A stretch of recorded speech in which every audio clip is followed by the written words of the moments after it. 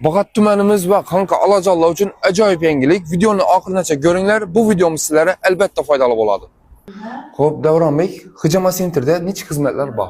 Xizmatlarimiz hijama, zuluk, massaj, parafin qo'yish, 25 yillik tajribaga ega hamshiramiz xizmat ko'rsatadi. Xo'p, bu sanab o'tilgan xizmatlarni asosan qaysi kasalliklarga davosi bor? Misol uchun aytsak, hijomaning foydalari boshdagi kuchli og'riqlar, oyoq qo'lda og'riqlara, ham kuchli stresslarga foydasi bo'ladi. Постоянный bo'lib yuradi, charchoq shularga zo'r foyda beradi. Hop, tushundim.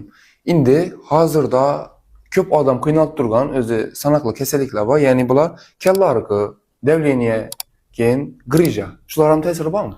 Ha, albatta, o'zi asosiy bizga davolaydigan, keladigan bemorlar shu kasalliklar bilan keladi.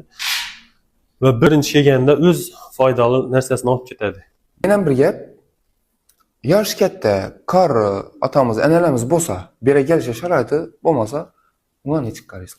Bunga necha xizmat ko'rsatamiz? Uyina borib xizmat ko'rsatamiz. Uni narsani ham yo'lga qo'yganmiz hozirda. Bizlarda erkaklarga erkak kishi xizmat ko'rsatadi, ayollarga ayol kishi xizmat ko'rsatadi. Hijomani, zulukni отдельно olinadi. Ish vaqti nechadan nechaga? Ish vaqtimiz 9 dan 5 gacha. Agar kuni bilan ishlaydigan odamlar bo'lsa, kechda masalan vaqti bo'lsa, gaplashib ular ham xizmat ko'rsataveramiz. Mana shunda 5 dan keyin ham mijoz galadon bo'lsa, oxirgi mijoz yetincha ishlaysizlar. Tushundim.